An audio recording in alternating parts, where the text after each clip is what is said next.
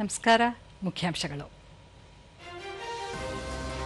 ನಾರ್ವೆಯಲ್ಲಿ ಇಂದು 3ನೇ ಭಾರತ ನಾರ್ಡಿಕ್ ಶೃಂಗಸಭೆ, ಸಹವರ್ತಿ ರಾಷ್ಟ್ರಗಳೊಂದಿಗೆ ಪ್ರಧಾನಿ ನರೇಂದ್ರ ಮೋದಿ ಸಮಾಲೋಚನೆ. ಗೃಹ ಸಚಿವ ಅಮಿತ್ ಶಾ ನೇತೃತ್ವದಲ್ಲಿ ಕೇಂದ್ರ ವಲಯ ಮಂಡಳಿ ಸಭೆ, ಅಂತಾರಾಜ್ಯ ಸಹಯೋಗ ಹೆಚ್ಚಿಸುವ ಕುರಿತು ಮಹತ್ವದ ಚರ್ಚೆ.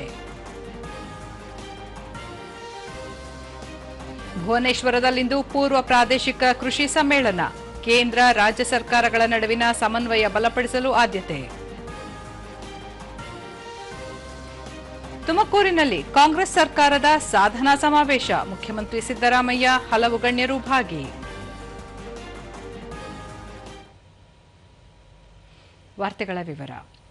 ನಾರ್ವೆ ಪ್ರವಾಸದಲ್ಲಿರುವ ಪ್ರಧಾನಿ ನರೇಂದ್ರ ಮೋದಿ ಅವರು ಓಸ್ಲೋದಲ್ಲಿ ಇಂದು ನಡೆಯುವ 3ನೇ ಭಾರತ ನಾರ್ಡಿಕ್ ಶೃಂಗಸಭೆಯಲ್ಲಿ ಭಾಗವಹಿಸಲಿದ್ದಾರೆ. ಇಂದಿನ ಶೃಂಗಸಭೆಯಲ್ಲಿ ತಂತ್ರಜ್ಞಾನ, ನವೀಕರಿಸಬಹುದಾದ ಇಂಧನ, ರಕ್ಷಣೆ, ಸುಸ್ಥಿರತೆ ಮತ್ತು ವ್ಯಾಪಾರ, ವಾಣಿಜ್ಯ ಇನ್ನಿತರ ಕ್ಷೇತ್ರಗಳಲ್ಲಿ ನಾರ್ಡಿಕ್ ರಾಷ್ಟ್ರಗಳೊಂದಿಗೆ ಭಾರತದ ಕಾರ್ಯತಂತ್ರದ ಪಾಲುದಾರಿಕೆಯನ್ನು ಬಲಪಡಿಸುವ ಗುರಿಯನ್ನು ಹೊಂದಲಾಗಿದೆ. ಭಾರತ, ನಾರ್ವೆ, ಡೆನ್ಮಾರ್ಕ್, ಐಸ್ಲ್ಯಾಂಡ್ ಮತ್ತು ಫಿನ್ಲ್ಯಾಂಡ್ ಸೇರಿದಂತೆ 5 ನಾರ್ಡಿಕ್ ದೇಶಗಳ ತಮ್ಮ ಸಹವರ್ತಿಗಳೊಂದಿಗೆ ಪ್ರಧಾನಿ ಮಹತ್ವದ ಚರ್ಚೆ ನಡೆಸಲಿದ್ದಾರೆ.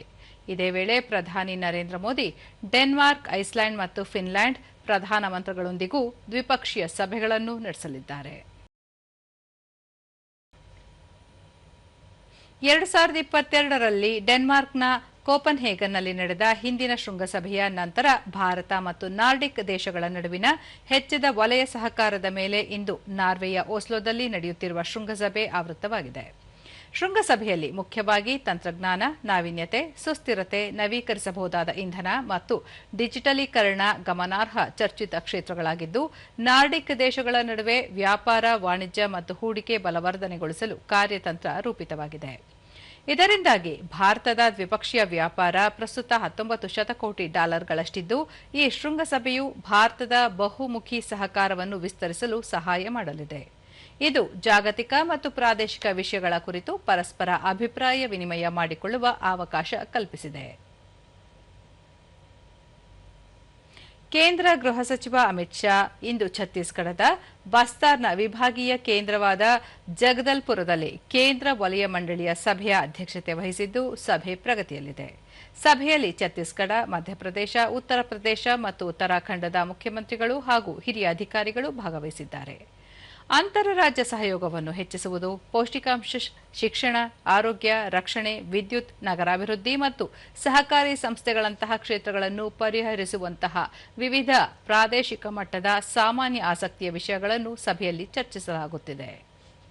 ಕಳೆದ 6 ದಶಕಗಳಲ್ಲಿ ಮಾವೋವಾದಿಗಳಿಂದಾಗಿ ಬಸ್ತಾರ್ನ ಜನರು ಅನುಭವಿಸಿದ ದೊಡ್ಡ ಪ್ರಮಾಣದ ಆರ್ಥಿಕ, ಸಾಮಾಜಿಕ, ಸಾಂಸ್ಕೃತಿಕ ನಷ್ಟಗಳನ್ನು ಮುಂದಿನ 5 ವರ್ಷಗಳಲ್ಲಿ ಪ್ರಧಾನಿ ನರೇಂದ್ರ ಮೋದಿ ಅವರ ನೇತೃತ್ವದಲ್ಲಿ ಸರ್ಕಾರ ಸರಿದೂಗಿಸುತ್ತದೆ ಎಂದು ಸಚಿವ ಅಮಿತ್ ಶಾ ನಿನ್ನೆ ಹೇಳಿದ್ದು, ಈ ಕುರಿತು ಸಭೆಯಲ್ಲಿ ಸಮಗ್ರ ಚರ್ಚೆ ನಡೆಯುತ್ತಿದೆ. ವಿಯೆಟ್ನಾಂ ಪ್ರವಾಸದಲ್ಲಿರುವ ರಕ್ಷಣಾ ಸಚಿವ ರಾಜನಾಥ್ ಸಿಂಗ್ ಇಂದು ವಿಯೆಟ್ನಾಂ ಅಧ್ಯಕ್ಷ ಟೋ ಲಾಮ್ ಹಾಗೂ ವಿಯೆಟ್ನಾಂ ರಕ್ಷಣಾ ಸಚಿವ ಜನರಲ್ ಫಾನ್ ವ್ಯಾಂಗಿಯಾಂಗ್ ಅವರನ್ನು ಭೇಟಿ ಮಾಡಿ ದ್ವಿಪಕ್ಷೀಯ ಮಾತುಕತೆ ನಡೆಸಿದರು. ಈ ಸಂದರ್ಭದಲ್ಲಿ 2 ದೇಶಗಳ ನಡುವಿನ ರಕ್ಷಣಾ ಸಹಕಾರವನ್ನು ಮತ್ತಷ್ಟು ಗಾಢಗೊಳಿಸುವ ಭಾರತದ ಬದ್ಧತೆಯನ್ನು ಸಚಿವ ರಾಜನಾಥ್ ಸಿಂಗ್ ಹೇಳಿದರು. ಈ ಸಹಕಾರವು 2 ದೇಶಗಳ ನಡುವಿನ ವರ್ಧಿತ ಸಮಗ್ರ ಕಾರ್ಯತಂತ್ರದ ಪಾಲುದಾರಿಕೆಯ ಪ್ರಮುಖ ಆಧಾರ ಸ್ತಂಭವಾಗಿದೆ. ಭಾರತ ಮತ್ತು ವಿಯೆಟ್ನಾಂ ಪರಸ್ಪರ ನಂಬಿಕೆ, ಹಂಚಿಕೆಯ ಮೌಲ್ಯಗಳು, ರಕ್ಷಣೆ, ಭದ್ರತೆ ಮತ್ತು ಪ್ರಾದೇಶಿಕ ಸ್ಥಿರತೆಯಲ್ಲಿ ನಿಕಟ ಸಹಕಾರದಲ್ಲಿ ಬೇರೂರಿರುವ ಬಲವಾದ ಬಂಧವನ್ನು ಹಂಚಿಕೊಂಡಿವೆ ಎಂದು ಹೇಳಿದ್ದಾರೆ. और समुद्री सुरक्षा, रक्षा, उद्योग, प्रशिक्षण और क्षेत्रीय स्थिरता में सहयोग को और गहरा करने का तरीकों पर चर्चा की. भारत वियतनाम के साथ अपनी व्यापक रणनीतिक साझेदारी को मजबूत करने के लिए प्रतिबद्ध है. वियतनाम के वायुसेना अधिकारी महाविद्यालय में स्थापित भाषा प्रयोगशाला का संयुक्त रूप से उद्घाटन भी किया गया. हमें खुशी है कि दोनों पक्षों ने एआई और क्वांटम प्रौद्योगिकी के क्षेत्र में एक समझौता ज्ञापन पर हस्ताक्षर किए हैं. इस बुक पर हस्ताक्षर भी ಬಳಿಕ ವಿಯೆಟ್ನಾಂನ ವಾಯುಪಡೆ ಅಧಿಕಾರಿಗಳ ಕಾಲೇಜಿನಲ್ಲಿ ಸ್ಥಾಪಿಸಲಾದ ಭಾಷಾ ಪ್ರಯೋಗಾಲಯವನ್ನು ಇಬ್ಬರು ನಾಯಕರು ಜಂಟಿಯಾಗಿ ಉದ್ಘಾಟಿಸಿದರು. ಕೃತಕ ಬುದ್ಧಿಮತ್ತೆ ಮತ್ತು ತಂತ್ರಜ್ಞಾನ ಕ್ಷೇತ್ರದಲ್ಲಿ ತಿಳುವಳಿಕೆ ಪತ್ರವನ್ನು ವಿನಿಮಯ ಮಾಡಿಕೊಳ್ಳಲಾಯಿತು. ಇದು ಭಾರತ ವಿಯೆಟ್ನಾಂ ವರ್ಧಿತ ಸಮಗ್ರ ಕಾರ್ಯತಂತ್ರದ ಪಾಲುದಾರಿಕೆಯಲ್ಲಿ ಮತ್ತೊಂದು ಮಹತ್ವದ ಹೆಜ್ಜೆಯನ್ನು ಗುರುತಿಸುತ್ತಿದೆ.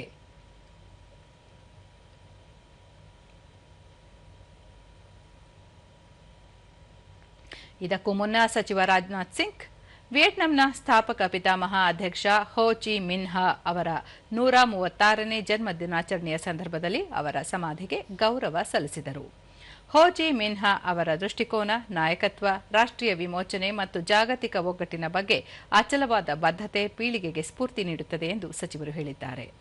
ಭಾರತ ವಿಯೆಟ್ನಾಂ ಸ್ನೇಹವು ಹಂಚಿಕೆಯ ಮೌಲ್ಯಗಳು, ಪರಸ್ಪರ ಗೌರವ ಮತ್ತು ನಿರಂತರ ಸಹಕಾರದಲ್ಲಿ ನೆಲೆಗೊಂಡಿದೆ ಎಂದಿದ್ದಾರೆ.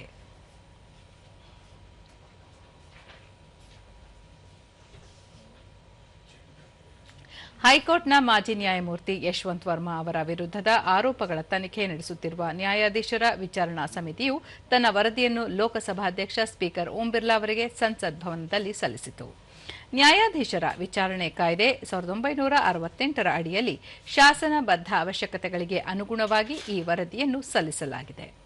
ನ್ಯಾಯಮೂರ್ತಿ ಯಶವಂತ್ ವರ್ಮಾ ವಿರುದ್ಧದ ಆರೋಪಗಳ ತನಿಖೆಗಾಗಿ ಲೋಕಸಭಾಧ್ಯಕ್ಷರು ಕಳೆದ ವರ್ಷ ಆಗಸ್ಟ್ 12ರಂದು ಈ ಸಮಿತಿಯನ್ನು ರಚಿಸಿದ್ದರು. ಈಗ ಸಮಿತಿಯು ವರದಿಯನ್ನು ಮಂಡಿಸಿದೆ. ಈ ವರದಿಯು ಶೀಘ್ರದಲ್ಲೇ ಸಂಸತ್ತಿನ 2 ಸದನಗಳ ಮುಂದೆ ಮಂಡನೆಯಾಗುವ ಸಾಧ್ಯತೆ ಇದೆ. ನ್ಯಾಯಾಧೀಶರ ವಿಚಾರಣಾ ಸಮಿತಿ ಅಧ್ಯಕ್ಷರಾದ ಸುಪ್ರೀಂ ಕೋರ್ಟ್ ನ್ಯಾಯಾಧೀಶ ನ್ಯಾಯಮೂರ್ತಿ ಅರವಿಂದ್ ಕುಮಾರ್, ಬಾಂಬೆ ಹೈಕೋರ್ಟ್ನ ಮುಖ್ಯ ನ್ಯಾಯಮೂರ್ತಿ ಚಂದ್ರಶೇಖರ್ ಮತ್ತು ಕರ್ನಾಟಕ ಹೈಕೋರ್ಟ್ನ ಹಿರಿಯ ವಕೀಲ ಬಿವಿ ಆಚಾರ್ಯ ಅವರೊಂದಿಗೆ ನ್ಯಾಯಾಧೀಶರ ವಿಚಾರಣಾ ಸಮಿತಿ ವರದಿಯನ್ನು ಸ್ಪೀಕರ್ ಬಿರ್ಲಾ ಅವರಿಗೆ ಸಲ್ಲಿಸಿದರು. ರಾಷ್ಟ್ರೀಯ ಒಂದು ಆರೋಗ್ಯ ಮಿಷನ್ ಕುರಿತಾದ ವೈಜ್ಞಾನಿಕ ಚಾಲನಾ ಸಮಿತಿಯ 5ನೇ ಸಭೆ ದೆಹಲಿಯಲ್ಲಿ ನಡೆಯಿತು. ಪ್ರಧಾನ ವೈಜ್ಞಾನಿಕ ಸಲಹೆಗಾರ ಪ್ರೊಫೆಸರ್ ಅಜಯ್ ಕೆ ಸೂದ್ ಅವರ ಅಧ್ಯಕ್ಷತೆಯಲ್ಲಿ ನಡೆದ ಸಭೆಯಲ್ಲಿ ಒಂದು ಆರೋಗ್ಯ ಮಿಷನ್ ಅಡಿಯಲ್ಲಿ ಆರೋಗ್ಯ ಇಲಾಖೆ, ಪಶುಸಂಗೋಪನೆ ಮತ್ತು ಪರಿಸರ ಇಲಾಖೆಗಳು ಒಟ್ಟಾಗಿ ಕಾರ್ಯನಿರ್ವಹಣೆಗೆ ಅಗತ್ಯವಿದೆ ಎಂದು ಪ್ರತಿಪಾದಿಸಲಾಯಿತು.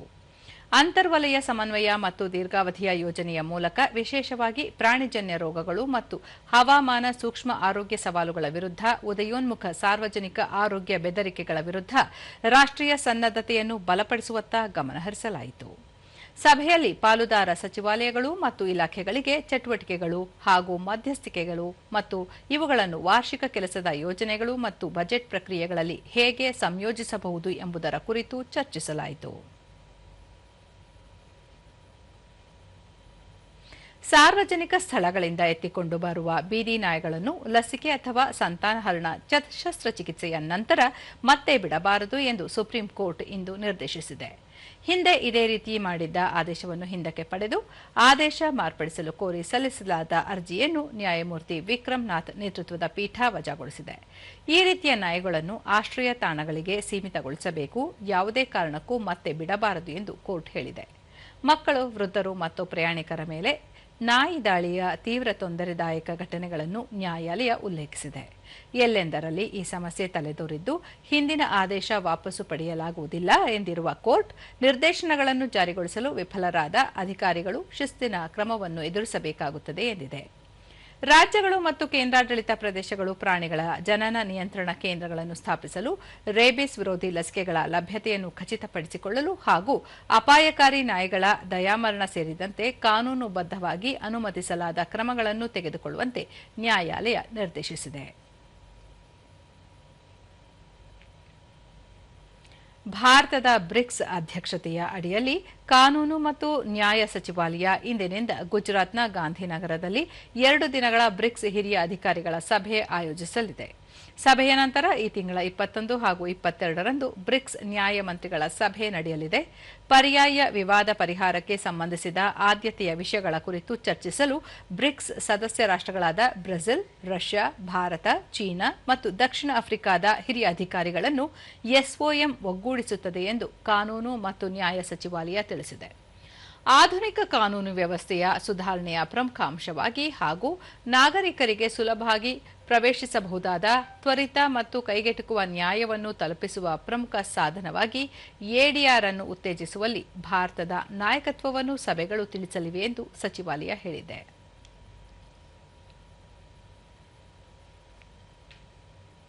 ಈಗ ಜಾಹೀರಾತು, ನಂತರ ವಾರ್ತಾ ಪ್ರಸಾರ ಮುಂದುವರಿಯುವುದು. ಟೈಲರ್ ಅಣ್ಣ ನಮಸ್ಕಾರ. 2 ಡ್ರೆಸ್ ಹೊಲಿಸಬೇಕು, ಸರಿನಾ? ಈ ರೀತಿ. ಟೈಲರ್ ಅಣ್ಣ, 4 ದಿನದಲ್ಲಿ ಪಾರ್ಟಿ ಇದೆ, ರೆಡಿ ಆಗ್ಬೋದಲ್ಲ? ಪಕ್ಕ ಆಗ್ಬೋದು. ಹೇಗೆ? ಫ್ಯಾಷನ್ ಬದಲಾಗುತ್ತೆ ಯಾವಾಗಲೂ, ಉಷಾ ಯಾವಾಗಲೂ. ಈ ವರ್ಷದ ಅಂತ್ಯದಲ್ಲಿ ನಡೆಯಲಿರುವ ಉನ್ನತ ಮಟ್ಟದ ಜಾಗತಿಕ ಶೃಂಗಸಭೆಗಳಿಗೆ ವಾಷಿಂಗ್ಟನ್ ಸಿದ್ಧತೆಗಳನ್ನು ಚುರುಕುಗೊಳಿಸಿದ್ದು, ಅಮೆರಿಕ ಅಕ್ಟೋಬರ್ 30 ಮತ್ತು 31ರಂದು 2 ದಿನ ಜಾರ್ಜಿಯಾದ ಅಟ್ಲಾಂಟಾದಲ್ಲಿ G20 ವಿದೇಶಾಂಗ ಸಚಿವರ ಸಭೆಯನ್ನು ಆಯೋಜಿಸಲಿದೆ. ಜಾಗತಿಕ ಸ್ಥಿರತೆ ಮತ್ತು ಅಭಿವೃದ್ಧಿಯನ್ನು ಉತ್ತೇಜಿಸುವ G20 ಪ್ರಮುಖ ಧ್ಯೇಯವಾಕ್ಯದೊಂದಿಗೆ ಮುನ್ನಡೆಯಲಿದ್ದು, ಈ ಶೃಂಗಸಭೆಯು ವಿಶ್ವದ ಪ್ರಮುಖ ಆರ್ಥಿಕತೆಗಳ ವಿದೇಶಾಂಗ ಸಚಿವರನ್ನು ಒಗ್ಗೂಡಿಸಲಿದೆ ಎಂದು ಅಮೆರಿಕದ ವಿದೇಶಾಂಗ ಕಾರ್ಯದರ್ಶಿ ಮಾರ್ಕ್ ರೂಬಿಯೋ ನಿನ್ನೆ ತಿಳಿಸಿದ್ದಾರೆ. ಅಂತಾರಾಷ್ಟ್ರೀಯ ಸಹಕಾರವನ್ನು ಬಲಪಡಿಸುವುದು, ಜಾಗತಿಕ ಆರ್ಥಿಕ ಸವಾಲುಗಳನ್ನು ಎದುರಿಸುವುದು ಮತ್ತು ಮುಕ್ತ ಮಾರುಕಟ್ಟೆಗಳನ್ನು ಬೆಂಬಲಿಸುವತ್ತ ಚರ್ಚೆಗಳು ಗಮನಹರಿಸುವ ನಿರೀಕ್ಷೆಯಿದೆ.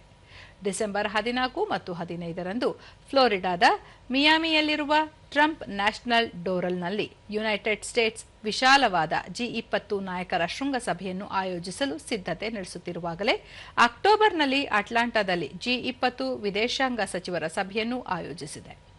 ಈ ಶೃಂಗಸಭೆಯು ಯುನೈಟೆಡ್ ಸ್ಟೇಟ್ಸ್ನ 250ನೇ ವಾರ್ಷಿಕೋತ್ಸವವನ್ನು ಆಚರಣೆಗಳೊಂದಿಗೆ ಸಮ್ಮಿಲನಗೊಳಿಸಲಿದೆ.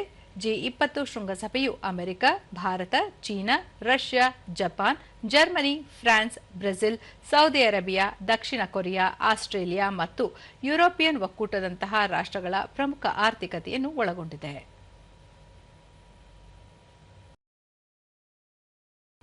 ಕೃಷಿ ಮತ್ತು ರೈತ ಕಲ್ಯಾಣ ಸಚಿವಾಲಯ ಭುವನೇಶ್ವರದಲ್ಲಿಂದು ಪೂರ್ವ ಪ್ರಾದೇಶಿಕ ಕೃಷಿ ಸಮ್ಮೇಳನವನ್ನು ಆಯೋಜಿಸಿದೆ. ಕೃಷಿ ಕ್ಷೇತ್ರದ ಒಟ್ಟಾರೆ ಅಭಿವೃದ್ಧಿ ಉತ್ತೇಜಿಸುವುದು, ರೈತರ ಆದಾಯವನ್ನು ಹೆಚ್ಚಿಸುವುದು ಮತ್ತು ಕೇಂದ್ರ ಹಾಗೂ ರಾಜ್ಯ ಸರ್ಕಾರಗಳ ನಡುವಿನ ಸಮನ್ವಯವನ್ನು ಮತ್ತಷ್ಟು ಬಲಪಡಿಸುವುದು ಸಮ್ಮೇಳನದ ಉದ್ದೇಶವಾಗಿದೆ. ಕೇಂದ್ರ ಕೃಷಿ ಮತ್ತು ರೈತ ಕಲ್ಯಾಣ ಸಚಿವ ಶಿವರಾಜ್ ಸಿಂಗ್ ಚೌಹಾಣ್ ಸಮ್ಮೇಳನದ ಅಧ್ಯಕ್ಷತೆ ವಹಿಸಲಿದ್ದಾರೆ.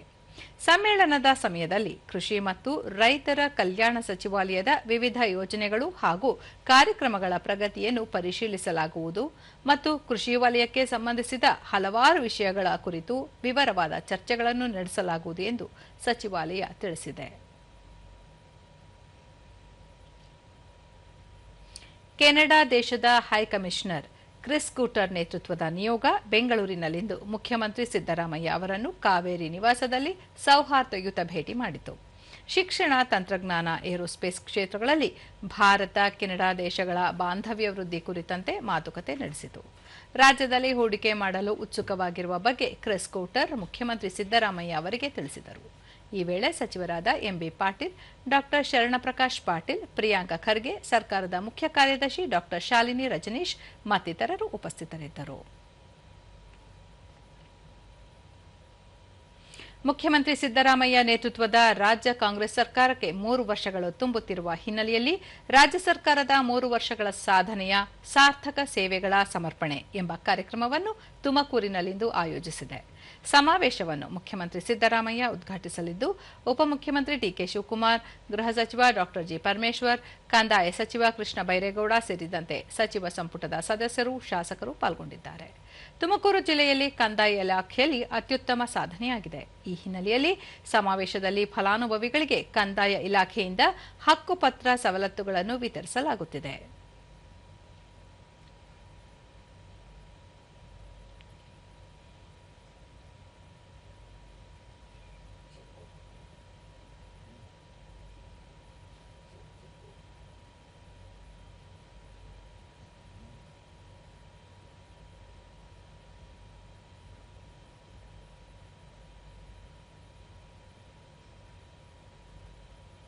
ರಾಜ್ಯ ಕಾಂಗ್ರೆಸ್ ಸರ್ಕಾರ 3 ವರ್ಷ ಪೂರೈಸುತ್ತಿರುವ ಹಿನ್ನೆಲೆಯಲ್ಲಿ ತುಮಕೂರಿನಲ್ಲಿಂದು ನಡೆಯುತ್ತಿರುವ ಸಾಧನಾ ಸಮಾವೇಶದ ಬಗ್ಗೆ ಬಿಜೆಪಿ ಟೀಕಿಸಿದ್ದು, ಯಾವ ಕಾರಣಕ್ಕಾಗಿ ಕಾಂಗ್ರೆಸ್ ಸಾಧನಾ ಸಮಾವೇಶ ಮಾಡುತ್ತಿದೆ ಎಂದು ಬಿಜೆಪಿ ರಾಜ್ಯಾಧ್ಯಕ್ಷ ಬಿವೈ ವಿಜಯೇಂದ್ರ ಪ್ರಶ್ನಿಸಿದ್ದಾರೆ. ಬೆಂಗಳೂರಿನ ಪಕ್ಷದ ಕಚೇರಿಯಲ್ಲಿಂದು ಸುದ್ದಿಗೋಷ್ಠಿಯಲ್ಲಿ ಅವರು, ರಾಜ್ಯದ ಜನರ ಸಂಕಷ್ಟಗಳಿಗೆ ಸ್ಪಂದಿಸದ ಕಾಂಗ್ರೆಸ್ ಸರ್ಕಾರ ಈಗ ಸಾಧನಾ ಸಮಾವೇಶ ಮಾಡುತ್ತಿದೆ. ನೆರೆ ಮತ್ತು ಬರದ ಸಂದರ್ಭದಲ್ಲಿ ರೈತರ ನೆರವಿಗೆ ಬಾರದ ಸರ್ಕಾರ ಸಾಧನಾ ಸಮಾವೇಶ ಮಾಡುತ್ತಿದೆ. ರೈತರ ಸಂವೇದನೆಗೆ ಸ್ಪಂದಿಸುತ್ತಿಲ್ಲ ಎಂದು ಆರೋಪಿಸಿದರು. ಗ್ಯಾರಂಟಿಗಳೇ ಸಾಧನೆ ಎಂದು ಬಿಂಬಿಸಿಕೊಳ್ಳುತ್ತಿವೆ. ಜನರ ಬದುಕು ಅಭದ್ರತೆಯಿಂದ ಕೂಡಿದೆ. ಯಾವುದೇ ಅಭಿವೃದ್ಧಿ ಕಾರ್ಯಗಳೂ ಆಗಿಲ್ಲ. ರಸ್ತೆಗಳು ಸಂಪೂರ್ಣ ಹಾಳಾಗಿವೆ. ಗುಂಡಿಗಳ ಮುಚ್ಚುವುದಕ್ಕೂ ಸರ್ಕಾರಕ್ಕೆ ಆಗುತ್ತಿಲ್ಲ. ಆಸ್ಪತ್ರೆ, ಶಾಲಾ ಕಾಲೇಜುಗಳಿಗೆ ಸರ್ಕಾರ ಏನಾದರೂ ಆದ್ಯತೆ ನೀಡಿದೆಯೇ ಎಂದು ಅವರು ಪ್ರಶ್ನಿಸಿದರು. ಕೆಲಸ ಮಾಡಿದ್ದೀರಾ? ಆಸ್ಪತ್ರೆಗಳಿಗೆ, ಶಾಲೆಗಳಿಗೆ ಆದ್ಯತೆಯನ್ನು ಇವತ್ತು ಕಾಂಗ್ರೆಸ್ ಸರ್ಕಾರ ಏನಾರ ನೀಡಿದ್ಯಾ? ಶಾಸಕರ ಕ್ಷೇತ್ರಗಳಿಗೆ ಅಭಿವೃದ್ಧಿಯನ್ನ ಕಣ್ಮುಂದಿಡ್ಕೊಂಡು ಇವತ್ತೇನಾರ ಹಣವನ್ನು ಬಿಡುಗಡೆ ಮಾಡೋದಕ್ಕೆ, ಅನುದಾನವನ್ನು ಬಿಡುಗಡೆ ಮಾಡೋದಕ್ಕೆ ನಿಮ್ಗೇನಾರ ಸಾಧ್ಯ ಆಗಿದೆಯಾ? ಅಷ್ಟೇ ಅಲ್ಲ, ಇವತ್ತು ಬೆಂಗಳೂರು ಮಹಾನಗರ ಗುಂಡಿಯನ್ನು ಮುಚ್ಚೋದಕ್ಕೂ ಕೂಡ ಸಾಧ್ಯ ಆಗ್ತಾ ಇಲ್ಲ. ಕೃಷಿ ಕ್ಷೇತ್ರಕ್ಕೆ ಈ ಸರ್ಕಾರ ಕಿಂಚಿತ್ತೂ ಕೂಡ ತಲೆ ಕೆಡಿಸ್ಕೊಂಡಿಲ್ಲ. ಸಂಕಷ್ಟದಲ್ಲಿರ್ತಕ್ಕಂಥ ರೈತರಿಗೆ ಸಾಂತ್ವನ ಹೇಳ್ತಕ್ಕಂಥ ಸಂವೇದನೆಯೂ ಕೂಡ ಈ ಕಾಂಗ್ರೆಸ್ ಸರ್ಕಾರಕ್ಕೆ ಇಲ್ಲ ಅಂತಕ್ಕಂಥದ್ದು ದುರ್ದೈವ.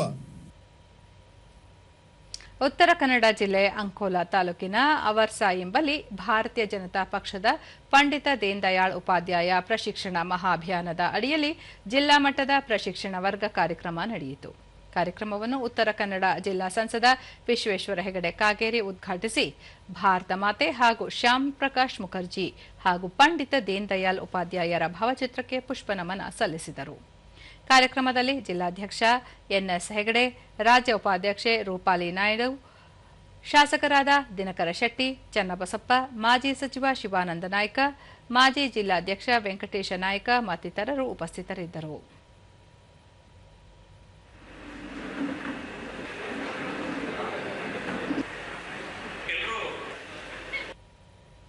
ಬಳಿಕ ವಿಶ್ವೇಶ್ವರ ಹೆಗಡೆ ಕಾಗೇರಿ, ನಾವು ಎಡಪಂಥೀಯರು ಅಲ್ಲ, ಬಲಪಂಥೀಯರು ಅಲ್ಲ, ನಾವು ರಾಷ್ಟ್ರವಾದಿಗಳು, ದೇಶ ಮೊದಲು, ನಮ್ಮ ಸಂಸ್ಕೃತಿ ಮೊದಲು, ಇದು ನಮ್ಮ ನಂಬಿಕೆ. ಭಾರತ ಜಗತ್ತಿಗೆ ಗುರುವಾಗಿದ್ದು ಈ ಅಚಲವಾದ ನಂಬಿಕೆಯ ಕಾರಣದಿಂದ ಜಗತ್ತನ್ನು ಜ್ಞಾನದಿಂದ ಮಾತ್ರ ಆಳಲು ಸಾಧ್ಯ. ಸಾವಿರಾರು ವರ್ಷಗಳಿಂದ ನಮ್ಮ ವೇದ ಉಪನಿಷತ್ ಕಾಲಗಳಲ್ಲಿ ಋಷಿ ಮುನಿಗಳ ತಪಸ್ಸಿನ ಫಲದಿಂದ ಸೃಷ್ಟಿಯಲ್ಲಿ ಈ ಜ್ಞಾನ ಗೋಚರವಾಗಿ ಜಗತ್ತಿಗೆ ಗುರುವಾಗಿದೆ ಎಂದರು. ನಿರಂತರವಾಗಿ ಅದು ಪ್ರಭಾವಿಸುವಂತೆ ಮಾಡಿರುವಂಥದ್ದು ನಮ್ಮ ಸಂಘಟನೆಯ, ನಮ್ಮ ಸಂಘ ಪರಿವಾರದ ಒಂದು ವಿಚಾರಧಾರೆಯ ಅಡಿಯಲ್ಲಿ ಇರುವಂಥದ್ದು. ದೂರದರ್ಶನದೊಂದಿಗೆ ಮಾತನಾಡಿದ ಭಾರತೀಯ ಜನತಾ ಪಕ್ಷದ ಉತ್ತರ ಕನ್ನಡ ಜಿಲ್ಲಾ ಪ್ರಶಿಕ್ಷಣ ಪ್ರವರ್ಗ ಪ್ರಭಾರಿ ರಾಜೇಶ್ ಕಾವೇರಿ, ಪ್ರಶಿಕ್ಷಣ ಎಂದರೆ 1950ರಿಂದ ಜನಸಂಘದಿಂದ ಪಕ್ಷದ ಎಲ್ಲ ಕಾರ್ಯಕರ್ತರಿಗೆ ಶಿಕ್ಷಣ ಕೊಡುವ ಕೆಲಸವಾಗಿರುತ್ತದೆ. ಈ ಅವಧಿಯಲ್ಲಿ ಕಾರ್ಯಕರ್ತರಿಗೆ, ಪದಾಧಿಕಾರಿಗಳಿಗೆ ಪಕ್ಷ ನಡೆದುಕೊಂಡು ಬಂದ ದಾರಿ, ನಾವು ಸಮಾಜದ ಜೊತೆ ಹೇಗೆ ಕೆಲಸ ಮಾಡಬೇಕು, ನಮ್ಮ ಸರ್ಕಾರದ ಸಾಧನೆಗಳು, ಭಾರತದ ಇಂದಿನ ಮತ್ತು ಮುಂದಿನ ಯೋಜನೆಗಳು ಕುರಿತು ಕಾರ್ಯಕರ್ತರಿಗೆ ಅರಿವು ಮೂಡಿಸಲಾಗುವುದು ಎಂದರು. ಯೋಜನೆಗಳು, ಮುಂದಿನ ಯೋಜನೆಗಳು ಮತ್ತು ಪರಿವಾರದೊಂದು ಒಟ್ಟಿಗೆ ಹೇಗಿರಬೇಕು, ಈ ಎಲ್ಲ ಶಿಕ್ಷಣವನ್ನು ಈ 12 ಅವಧಿಗಳಲ್ಲಿ ನಮ್ಮ ಕಾರ್ಯಕರ್ತರಿಗೆ, ಸಂಪನ್ಮೂಲ ವ್ಯಕ್ತಿಗೂ ಕೊಡ್ತಾರೆ. ವಿಶಿಷ್ಟ ರುಚಿ, ಪೌಷ್ಟಿಕಾಂಶಗಳ ಆಗರವಾಗಿರುವ ವಿಜಯಪುರ ಜಿಲ್ಲೆಯಲ್ಲಿ ಬೆಳೆದು ತಯಾರಾಗುವ ಒಣ ದ್ರಾಕ್ಷಿಗೆ ಭೌಗೋಳಿಕ ಸೂಚಕ ಗುರುತು ಜಿಐ ಟ್ಯಾಗ್ ಲಭ್ಯವಾಗುವ ನಿರೀಕ್ಷೆ ಇದ್ದು, ಈ ಸಂಬಂಧ ಪ್ರಸ್ತಾವನೆ ಸಿದ್ಧಗೊಳ್ಳುತ್ತಿದೆ. ಜಿಲ್ಲೆಯ ದ್ರಾಕ್ಷಿಗೆ ಜಿಐ ಟ್ಯಾಗ್ ಲಭ್ಯವಾದರೆ ಇಂಡಿಯಾ ಕಾಗ್ಜಿ ನಿಂಬೆಯಂತೆ ಒಣ ದ್ರಾಕ್ಷಿಗೂ ಜಾಗತಿಕ ಮಾರುಕಟ್ಟೆಯಲ್ಲಿ ಬೇಡಿಕೆ ಹೆಚ್ಚಾಗಲಿದೆ ಎಂಬ ಆಶಾ ಭಾವನೆ ಬೆಳೆಗಾರರಲ್ಲಿ ಮೂಡಿದೆ. ಈ ಕುರಿತಾದ ಒಂದು ವಿಶೇಷ ವರದಿ.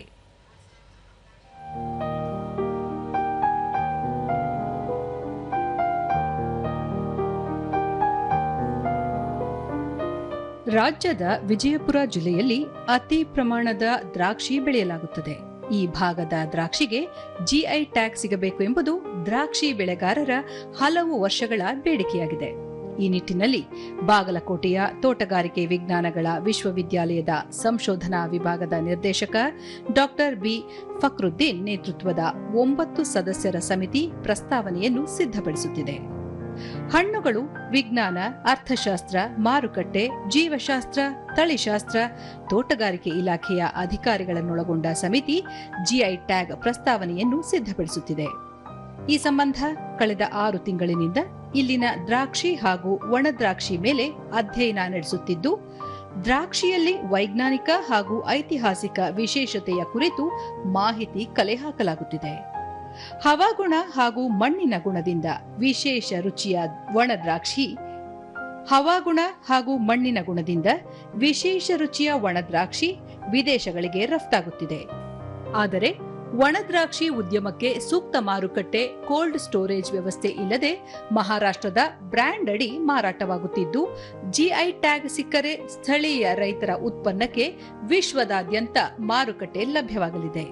ಈ ಕುರಿತು ದೂರದರ್ಶನದೊಂದಿಗೆ ಮಾತನಾಡಿದ ತೋಟಗಾರಿಕೆ ಇಲಾಖೆ ಜಂಟಿ ನಿರ್ದೇಶಕ ರಾಹುಲ ಕುಮಾರ ಬಾವಿದೊಡ್ಡಿ, ವಿಜಯಪುರ ಜಿಲ್ಲೆಯಲ್ಲಿ ಸುಮಾರು 30,000 ಹೆಕ್ಟೇರ್ ಪ್ರದೇಶದಲ್ಲಿ ದ್ರಾಕ್ಷಿ ಬೆಳೆಯುತ್ತಿದ್ದು, ರಾಜ್ಯದಲ್ಲಿ ಶೇಕಡ 85ರಷ್ಟು ದ್ರಾಕ್ಷಿ ಇದೇ ಜಿಲ್ಲೆಯಲ್ಲಿ ಉತ್ಪಾದನೆಯಾಗುತ್ತಿದೆ. ಇಲ್ಲಿನ ಹವಾಮಾನ ಹಾಗೂ ಮಣ್ಣಿನ ಗುಣದಿಂದ ಈ ದ್ರಾಕ್ಷಿ ಹೆಚ್ಚಿನ ರುಚಿಕರ, ಬಣ್ಣ, ಸುವಾಸನೆ ಹೊಂದಿದೆ. ಜಿಐ ಟ್ಯಾಗ್ ಪಡೆಯುವುದಕ್ಕೆ ಶಿಫಾರಸು ಮಾಡಲು ಸಂಶೋಧನೆ ನಡೆಯುತ್ತಿದೆ ಎಂದರು. ರೈತ ಮುಖಂಡ ಸಂಗಮೇಶ ಸಗರ, ವಿಜಯಪುರ ಜಿಲ್ಲೆಯಲ್ಲಿ 30,000ಕ್ಕೂ ಅಧಿಕ ಹೆಕ್ಟೇರ್ ಪ್ರದೇಶದಲ್ಲಿ ದ್ರಾಕ್ಷಿ ಬೆಳೆಯುತ್ತಿದ್ದು, ವಿದೇಶಗಳಲ್ಲಿಯೂ ಬೇಡಿಕೆ ಇದೆ. ಜಿಐ ಟ್ಯಾಗ್ ಸಿಗಬೇಕು ಎಂಬುದು ಜಿಲ್ಲೆಯ ರೈತರ ಬೇಡಿಕೆಯಾಗಿದೆ. ಒಮ್ಮೆ ಜಿಐ ಟ್ಯಾಗ್ ಸಿಕ್ಕರೆ ದ್ರಾಕ್ಷಿ ಬೆಳೆದ ಜಿಲ್ಲೆಯ ರೈತರಿಗೆ ಹೆಚ್ಚಿನ ಅನುಕೂಲವಾಗಲಿದೆ ಎಂದರು.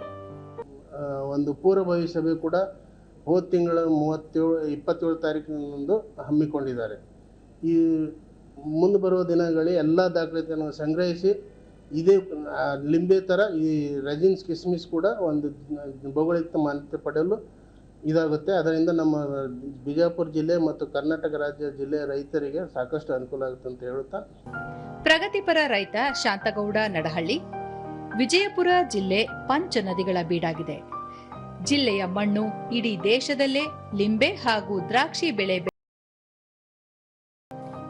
ಜಿಲ್ಲೆಯ ನಿಂಬೆಹಣ್ಣು ಜಗತ್ತಿಗೆ ಪ್ರಸಿದ್ಧವಾಗಿದೆ. ಈಗಾಗಲೇ ನಿಂಬೆಗೆ ಜಿಐ ಟ್ಯಾಗ್ ಸಿಕ್ಕಿದ್ದು, ದ್ರಾಕ್ಷಿಗೂ ಜಿಐ ಟ್ಯಾಗ್ ಸಿಕ್ಕರೆ ವಿದೇಶಿ ಮಾರುಕಟ್ಟೆಯಲ್ಲಿ ಉತ್ತಮ ಲಾಭ ಸಿಗಲಿದೆ ಎಂದರು. ಕೂಡಲೇ ಜಿಐ ಟ್ಯಾಗ್ ಅನ್ನು ದ್ರಾಕ್ಷಿಗೂ ಕೂಡ ವಿಜಯಪುರ ಜಿಲ್ಲೆ ಸೇರಿದಂತೆ ಹಲವಾರು ಭಾಗಗಳು ಬೆಳೀತಾ ಇದ್ದಾವೆ. ಆದರೆ ವಿಜಯಪುರ ಜಿಲ್ಲೆ ಸ್ಪೆಷಲ್ ಆಗಿರುವುದರಿಂದ ಈ ಭಾಗದ ಮಣ್ಣು ಮತ್ತು ನೀರಿನ ಒಂದು ವಿಶೇಷ ಪ್ರಭಾವದಿಂದ ಈ ದ್ರಾಕ್ಷಿ ರುಚಿಕಟ್ಟಾಗಿ ದೇಶ ವಿದೇಶಗಳಲ್ಲಿ ಮಾರುಕಟ್ಟೆ ಆಗ್ತದೆ. ಈ ಕೂಡಲೇ ಇದಕ್ಕೂ ಕೂಡ ನಮ್ಮ ಜಿಐ ಟ್ಯಾಗ್ ಅನ್ನು ಕೊಡಬೇಕಂತೇಳಿ ಸಂದರ್ಭದಲ್ಲಿ ಆಗ್ರಹ ಮಾಡ್ತೇವೆ. ಒಟ್ಟಾರೆ ಒಣ ಹವಾಗುಣದಲ್ಲಿ ಬೆಳೆಯುವ ವಿಜಯಪುರ ಜಿಲ್ಲೆಯ ದ್ರಾಕ್ಷಿಯಲ್ಲಿ ಸಕ್ಕರೆ ಅಂಶ ಹೆಚ್ಚಾಗಿರುತ್ತದೆ, ಕಡಿಮೆ ಕೊಬ್ಬಿನಾಂಶವಿರಲಿದೆ. ಹೆಚ್ಚು ದಿನ ಸಂಗ್ರಹಿಸಿದರೂ ಹಾಳಾಗುವುದಿಲ್ಲ. ಹೀಗಾಗಿ ಜಿಲ್ಲೆಯ ದ್ರಾಕ್ಷಿಗೆ ಜಿಐ ಟ್ಯಾಗ್ ಸಿಕ್ಕಲ್ಲಿ ರೈತರಿಗೆ ನೆರವಾಗಲಿದೆ.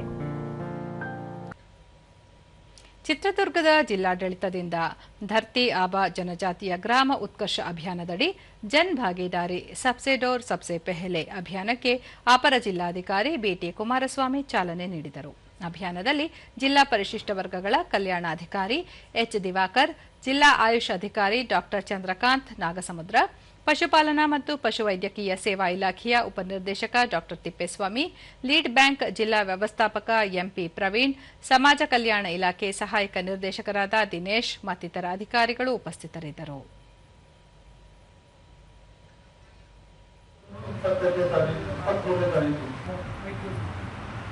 ಇವತ್ತು 15ನೇ ತಾರೀಕು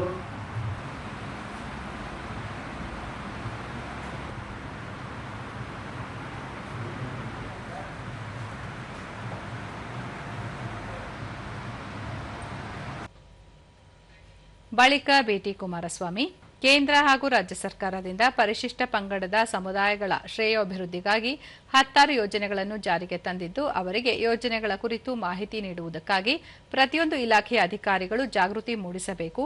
ಅಧಿಕಾರಿಗಳು ಸಮನ್ವಯತೆಯಿಂದ ಕಾರ್ಯನಿರ್ವಹಿಸಿ ಯೋಜನೆಗಳನ್ನು ತಳಮಟ್ಟಕ್ಕೆ ತಲುಪಿಸಲು ಶ್ರಮಿಸಬೇಕು ಎಂದು ನಿರ್ದೇಶನ ನೀಡಿದರು. ಕೇಂದ್ರ ಸರ್ಕಾರದ್ದು ಮತ್ತು ರಾಜ್ಯ ಸರ್ಕಾರದ ಎರಡನ್ನೂ ಸಮೇತ ಅದನ್ನು ಜನಗಳಿಗೆ ಮನವರಿಕೆ ಮಾಡುವ ರೀತಿಯಲ್ಲಿ ಅರಿವು ಮೂಡಿಸುವಂತ ಕಾರ್ಯಕ್ರಮ ಮಾಡಬೇಕು. ಎಚ್ ದಿವಾಕರ್, ಕೇಂದ್ರ ಬುಡಕಟ್ಟು ವ್ಯವಹಾರಗಳ ಮಂತ್ರಾಲಯದ ವತಿಯಿಂದ ಜಿಲ್ಲೆಯಲ್ಲಿ ಮೇ 18ರಿಂದ ಮೇ 25ರವರೆಗೆ ಜನ್ ಭಾಗೀದಾರಿ ಸಬ್ಸೆ ಡೋರ್ ಸಬ್ಸೆ ಪೆಹಲೆ ಎಂಬ ಐಇಸಿ ಅಭಿಯಾನ ಹಮ್ಮಿಕೊಂಡು ಬುಡಕಟ್ಟು ಸಮುದಾಯದ ಜನರಿಗೆ ಕೇಂದ್ರ ಹಾಗೂ ರಾಜ್ಯ ಸರ್ಕಾರಗಳ ವಿವಿಧ ಯೋಜನೆಗಳ ಪ್ರಯೋಜನಗಳನ್ನು ತಲುಪಿಸುವುದಕ್ಕೆ ಅಭಿಯಾನ ಹಮ್ಮಿಕೊಳ್ಳಲಾಗಿದೆ ಎಂದರು.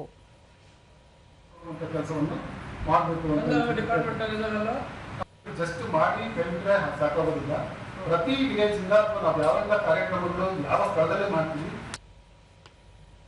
ಮೈಸೂರಿನ ಕೇಂದ್ರೀಯ ಆಹಾರ ತಂತ್ರಜ್ಞಾನ ಮತ್ತು ಸಂಶೋಧನಾ ಸಂಸ್ಥೆ ಸಿಎಫ್ಟಿಆರ್ಐನಲ್ಲಿ ನಿನ್ನೆ ರಾಷ್ಟ್ರೀಯ ತಂತ್ರಜ್ಞಾನ ದಿನಾಚರಣೆ ಹಮ್ಮಿಕೊಳ್ಳಲಾಗಿತ್ತು. ಕಾರ್ಯಕ್ರಮವನ್ನು ಫ್ಲೇವರ್ ಅಂಡ್ ಫ್ರಾಗ್ರೆನ್ಸ್ ಕಂಪನಿಯ ವ್ಯವಸ್ಥಾಪಕ ನಿರ್ದೇಶಕ ಎ ಅಪ್ಪಾರಾವ್ ಉದ್ಘಾಟಿಸಿದರು. ಈ ವೇಳೆ ನಿರ್ದೇಶಕರಾದ ಪ್ರೊಫೆಸರ್ ಗಿರಿಧರ್ ಪರ್ವತಂ, ವಿಜ್ಞಾನಿ ಆಶುತೋಷ್ ಇಮಾಮ್ದಾರ್ ಮತ್ತಿತರರು ಉಪಸ್ಥಿತರಿದ್ದರು.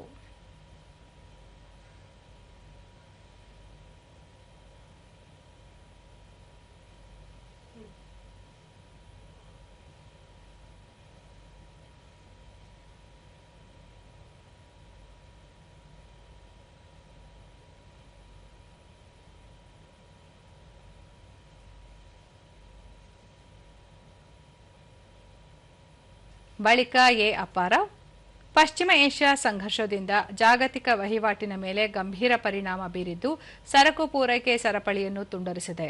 ಕಚ್ಚಾ ವಸ್ತುಗಳ ಬೆಲೆ ಗಗನಕ್ಕೇರಿದ್ದು ಈ ಸವಾಲುಗಳನ್ನು ಎದುರಿಸಲು ನಾವೆಲ್ಲರೂ ಸಿದ್ಧರಾಗಬೇಕು ಎಂದರು.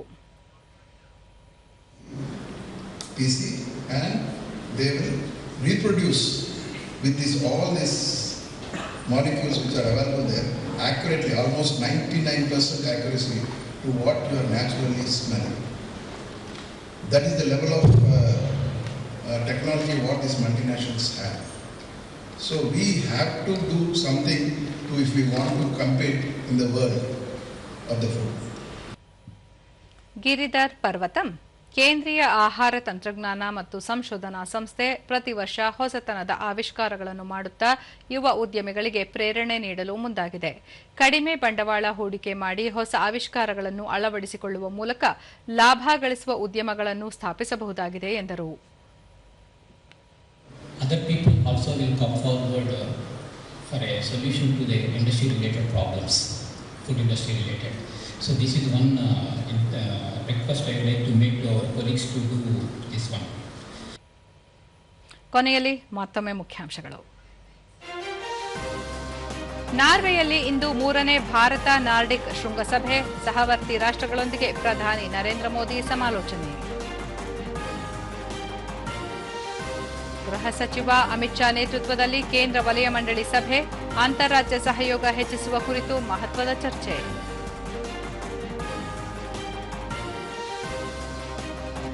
ಭುವನೇಶ್ವರದಲ್ಲಿಂದು ಪೂರ್ವ ಪ್ರಾದೇಶಿಕ ಕೃಷಿ ಸಮ್ಮೇಳನ, ಕೇಂದ್ರ ರಾಜ್ಯ ಸರ್ಕಾರಗಳ ನಡುವಿನ ಸಮನ್ವಯ ಬಲಪಡಿಸಲು ಆದ್ಯತೆ. ತುಮಕೂರಿನಲ್ಲಿ ಕಾಂಗ್ರೆಸ್ ಸರ್ಕಾರದ ಸಾಧನಾ ಸಮಾವೇಶ, ಮುಖ್ಯಮಂತ್ರಿ ಸಿದ್ದರಾಮಯ್ಯ, ಹಲವು ಗಣ್ಯರು ಭಾಗಿ.